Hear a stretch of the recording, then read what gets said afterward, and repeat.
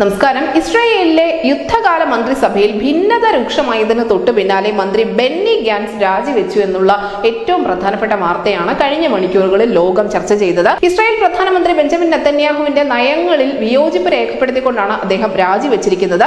Gaza മുനമ്പിലെ യുദ്ധശേഷമുള്ള ഭരണ സംവിധാനത്തെക്കുറിച്ച് Israel പ്രധാനമന്ത്രി Benjamin Netanyahu തന്നോട് വെളിപ്പെടുത്തിയില്ല എങ്കിൽ രാജിവെക്കുമെന്ന് തന്നെയായിരുന്നു യുദ്ധ ക്യാബിനറ്റ് മന്ത്രിയായ ബെന്നി ഗാൻസ് നേരത്തെ തന്നെ വ്യക്തമാക്കിയത്.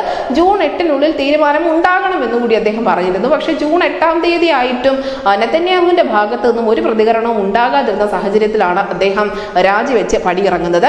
എന്തായാലും തെരഞ്ഞെടുപ്പ് തീയതി തീരുമാനിക്കാൻ പ്രധാനമന്ത്രിയെ വെല്ലുവിളിച്ചുകൊണ്ടാണ് ഇപ്പോൾ രാജി പ്രഖ്യാപിച്ചിരിക്കുന്നത്. ബെന്നി ഗാൻസിന്റെ രാജിക്ക് പിന്നാലെ തീവ്ര വലതുപക്ഷ അനുഭാവിയായ ദേശീയ സുരക്ഷാ മന്ത്രി ഇറ്റാമർ ബെൻഗ്വിർ യുദ്ധ ക്യാബിനറ്റിൽ ഇടം വേണം എന്നുള്ള ആവശ്യവുമായി രംഗത്തെത്തിയിട്ടുമുണ്ട്. വെടിനിർത്തൽ നിർദ്ദേശം പിന്തുടർന്നാൽ തീവ്ര വലതുപക്ഷവുമായുള്ള സഖ്യം തകർക്കുമെന്നും ബെഞ്ചമിൻ നെതന്യാഹുവിന് ഭരണം നഷ്ടമാകുമെന്നും ഭീഷണി നേരത്തെ തന്നെ മുന്നോട്ട് വെച്ചിട്ടുള്ള നേതാവാണ് ഈ ദേശീയ സുരക്ഷാ മന്ത്രിയായ ഇറ്റാമർ ബെൻഗ്വിർ. യുഎസിന്റെ സ്റ്റേറ്റ് സെക്രട്ടറിയായ ആന്റണി ബ്ലിങ്കൻ 3 ദിവസത്തെ സന്ദർശനത്തിന് വേണ്ടി ഇസ്രായേലിലേക്ക് എത്തുന്നതിന് ഒരു ദിവസം മുൻപാണ് ഈ ബെന്നി ഗാൻസിന്റെ രാജി എന്നതും വളരെ ശ്രദ്ധേയമാണ്. നിലവിൽ എന്തായാലും നെതന്യാഹുവിന്റെ രാഷ്ട്രീയ ഭാവി തന്നെയാണ് ആ മേഖലയിൽ കൂടുതലും ചർച്ച ചെയ്യപ്പെട്ടുകൊണ്ടിരിക്കുന്നത്. ഈ യുദ്ധാന്ത്യം നെതന്യാഹുവിന്റെ ഭാവി എന്താകുമെന്ന് കണ്ടറിയാം. News desk Indian Malayalam.